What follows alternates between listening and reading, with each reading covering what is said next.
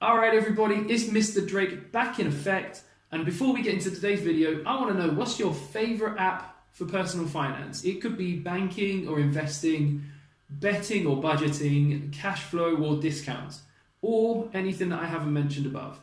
Let me know what your favourite app is in the comment section. I can't wait to see some of your suggestions. So today, I'm going to answer a riddle for you.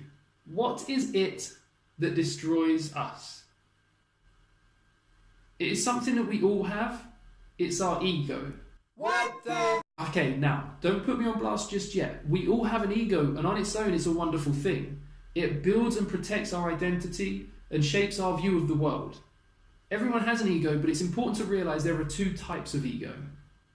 Our ego can be the biggest downfall of you or I, so I'm going to use myself to give you a couple of examples. Firstly, I stuck with personal training for 4 years, even though I'd never made more than £8,000 in a year, because I didn't want to admit to my family that they were right about me getting a job. Secondly, I bought a £3,000 binary option trade when I was already £1,000 in debt, just because the woman on the other end of the phone said I didn't have the nerve to make a trade like this. Thank God I got my money back on that one. The short answer is, ego is part of our identity and connects our identity to the outside world.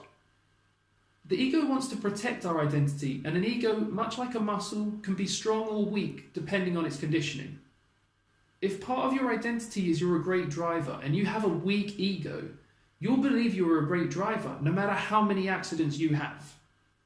Well, no, not me. None of my accidents were my fault. Yeah, okay. In my previous examples, my ego insisted I was going to be a successful personal trainer, despite my income disproving that, and it insisted I was smarter than my family when it came to getting a job. It also insisted I was better than the woman on the other end of the phone who challenged my nerve, so I didn't want to give her a reason to judge me. A weak ego requires recognition for its identity. For example, the class clown identifies as funny or popular. A physical or emotional bully identifies as being dominant, and the big spender identifies as being wealthy or generous. If a different reality is presented to what the weak ego identifies, it can become very defensive and go on the attack to try and prove itself. Strong egos protect their identity, but they don't need reassurance from the outside world to confirm it. You can have a strong ego and be funny, dominant, or a big spender. The difference is a strong ego doesn't seek out recognition or praise for this. Also, when given conflicting feedback, a strong ego is able to assess itself and take on constructive criticism. It is flexible and aware of its strengths and weaknesses. Let's then have a look at how a weak ego can affect our wealth. No, I don't want to be seen working with them. No, not having it. That's beneath me. Oh, no, I'm better than that. No, that's beneath me. I just don't know how to do that. Well, this is quite a big trade and quite a big opportunity, so I don't necessarily think that you'd have the nerve for it. Yeah, well, I'll show you. Here's £3,000 of Barclays' very own money. How you like me now? That last example brings me to my next point. A weak ego will spend willy-nilly in order to maintain appearances. I remember when Pimp My Ride brought out a new generation of souped-up DIY Renault Clios.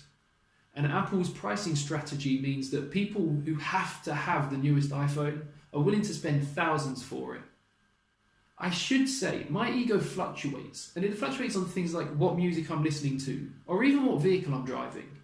You can also have a very strong ego in some aspects of your identity, but not in others. See, I don't need recognition for saving money. I know I'm okay at it, but I know I'm not the best. I'm maybe a bit above average. But when it comes to cooking, if I don't get recognition, my ego is as weak as wet toilet paper. I might as well have burnt the house down. Let's take a look at a few ways that we can strengthen our ego. Be aware of your strengths and weaknesses. It's okay to be bad at stuff. Just have the awareness to know that you're not flawless, and nor should you need to be. Accept things that are out of your control. We don't need to have absolute control over everything in our lives. In fact, there are very few things we do have control over. But when we are shown not to be in control, a weak ego will get defensive, whereas a strong ego will think and adapt. Adjust your expectations. When expectations don't meet reality, it can lead to one of two things: great comedy or a really bad day. High expectations of the world around you aren't going to get met very often, and that's just going to lead to frustrations. Change your expectations and reduce the shock and surprise when things don't go your way. Be optimistic. Regardless of your circumstances, there are reasons to be optimistic. In fact, I'd go so far as to say there are hundreds. Put the positive spin on things. Look at the bright side of life. Whatever you want to call it, reframe the negatives so that they empower you and allow you to learn something new from it. So hopefully the next video coming out is going to help you put a little bit of money in your pocket, because it's about the best bank accounts available in the market at the moment. So make sure you're subscribed and stay notified to see when that comes out. Until then, stay strong.